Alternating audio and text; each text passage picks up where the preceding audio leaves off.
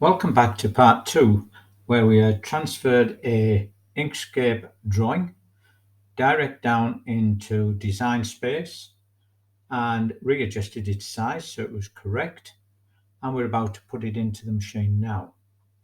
As you can see, I've prepared the mat.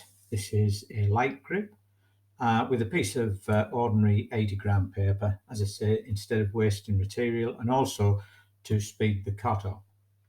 All we have to do is to place this into the machine. However, a couple of things we need to make note of.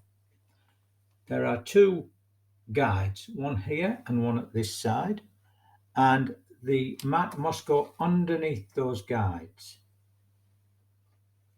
and then just push it so it's into the rubber grips that are here, one of them there and one on the other side. These four little wheels are just guide wheels, which are used right up until you get to the thicker material, when you've got to move them to one side so that the thicker material can go through.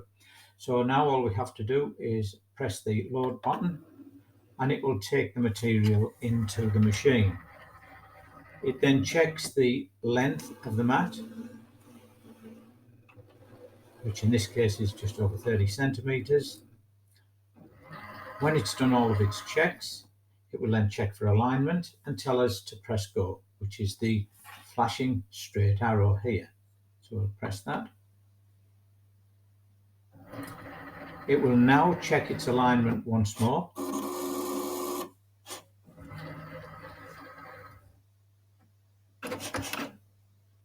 It checks the width of the page according to whatever you've put in the drawing, and then it commences the cut. And as you can see, it's moving backwards and forwards, doing the squares of the window, and there are 36 actual squares in this.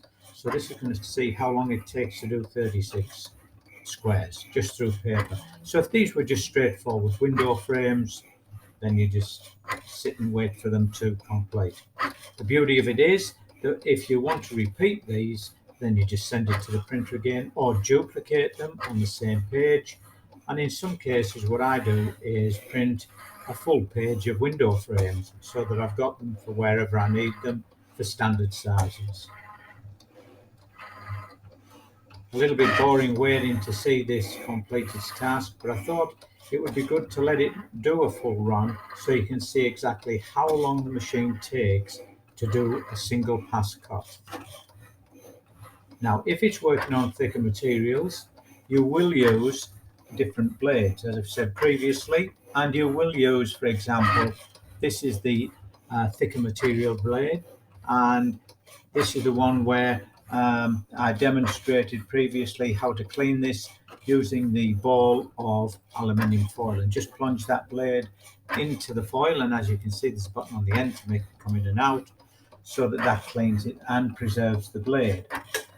Then I demonstrated previously that there is a knife blade. Now this knife blade sticks out a lot further, as you can see, and it's gear driven from within the machine, which allows the blade to be moved in circles a lot better, and obviously for a lot thicker material. This is the one that will do up to the maximum 3 millimeters. I've never gone much beyond 2 millimeters for modeling, and that I find that is the most accurate blade. Now the machine has finished, it's completed its cut, and now what it wants us to do is to release the mat from the machine. Now as you can see, there's all of the cuts at the top, and all that remains is for us to remove the paper from the mat.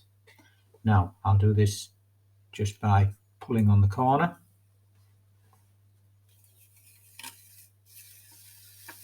And as you can see, it leaves behind the 4 parts that we made. I'll just remove one of them to demonstrate what actually happens. We then pull the frames out. These are the window frames.